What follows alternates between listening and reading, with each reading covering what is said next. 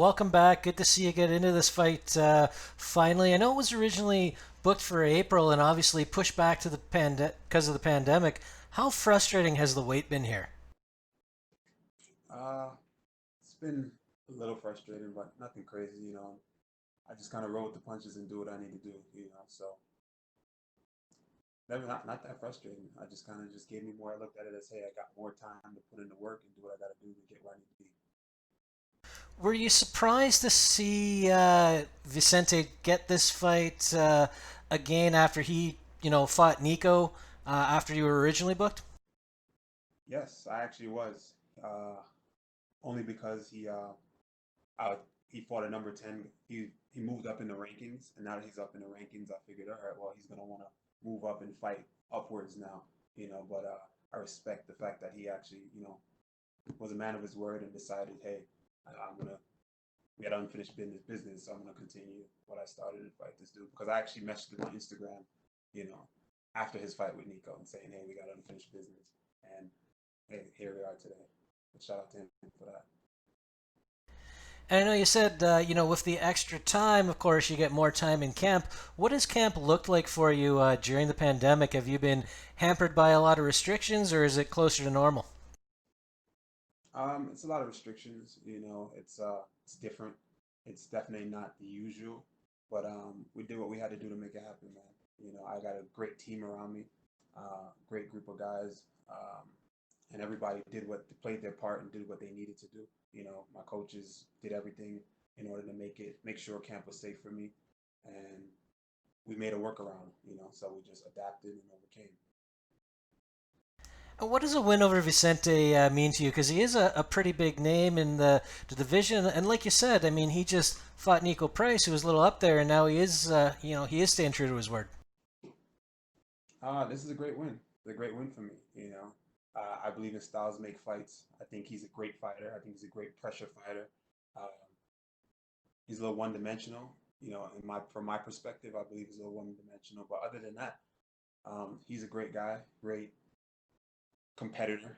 He's coming forward, hard nosed. We all know what to expect. Big leg kicks, strong. Strong coming forward, throwing bombs. Um, Stylistically, I think that that's a mistake trying to fight me that way, because I think he just gets picked apart. But it's a great win for me, and that's pretty much it. It's good. It's a good win for me. That's all I can say. Great challenge too, by the way. Good challenge.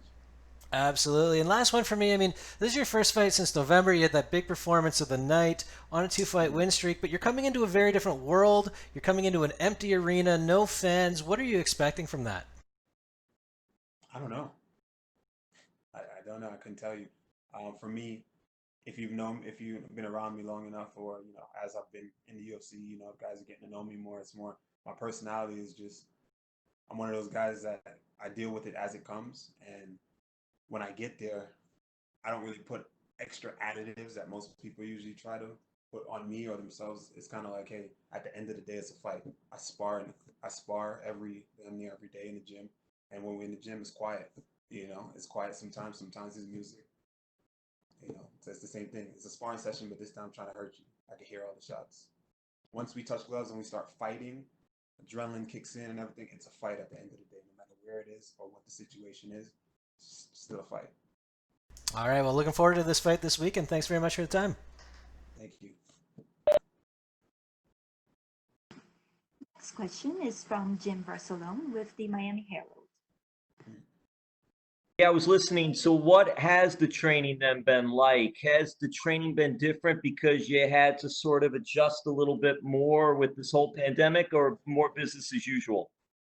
Uh, no, it was a lot of adjustments, man. It was a lot of adjustments. I can't say camp was the same. Camp was different. It definitely was different. There was a lot of training at home, the backyard, um, sneaking in the gym from time to time with my coaches. Um, but it's my same cast and crew, at Budokan Martial Arts Academy. We get the job done. My coaches has always been a tight knit group, so we just kept it real tight.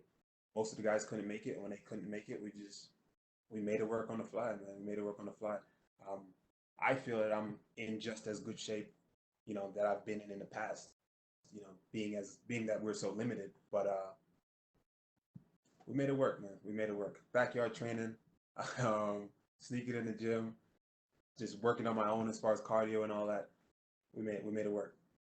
Old school training. Old school, kept it old school, baby.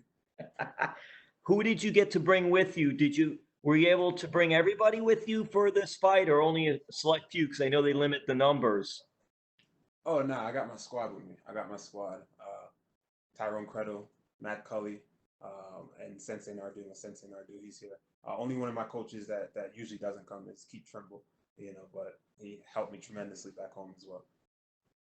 And you're living in New York, is that correct? Yeah, right now. Yeah, and South Florida, Florida in general, we're going through a whole big thing. It's hit pretty hard here. New York had been pretty hard as well. How are family and friends in Massachusetts, New York, and your area? Well, knock on wood, the family's good. Everything was good, so I'm happy for that. But New York was hit heavy, heavy, man. New York was hit hard. Um, Everything was shut down, and it was interesting, to say the least. There's sirens everywhere. Every time you turn and look around, you hear sirens of ambulances down the street, up and down. It was a little wild, but we got past it. New York is strong. We did what we had to do, and here we are. We're getting better. Right now, I think they're saying it's a 2% infection rate or something like that. I don't want to be wrong. Or 1% now, but yeah. And you also, while you were getting ready for this fight, and you mentioned before, haven't fought since I believe November. It's been a Mhm. while since you fought. Did you try to get on when UFC decided they're coming back? We're going to do this in May. Did you and your camp try to get on an earlier fight, or No, no? Just whenever they came calling. no. I took my time with it. I wanted to rush. Me personally, I'm one of those guys who I don't like to rush things or half-ass it. I love to have, honestly, my preferred time of training. I love having a full 8 to 10 week camp. Yeah, this was a shorter camp for my liking. Like I said, we got the job done anyway. But usually, I like to take my time, and I'm not one of those guys who rushing anything at all.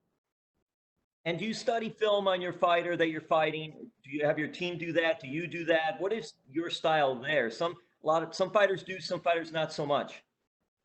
I like to look. I look at them a few times. I don't obsess over it. I think some guys obsess over it too much, and that can put you in a position of worrying about what your opponent is going to do more so than what you're going to do. For me, I look at it a few times and I see what I need to see, learn what I need to learn, and then I move on. My coaches, on the other hand, they are looking and studying him diligently throughout the entire camp. And then lastly, for me, did you check out some of the fights from Fight Island, and what did you think about Fight Island? Doug Rose, Doug Rose, she looked good, man. That was one of the fights that I really liked. I love the way her style is. I love the way she fought that fight beautifully. Um, Her and another person impressed me was uh, Kelvin Cater. He looked really good as well. Those two guys, that guy and girl, they were really good. They stood out to me.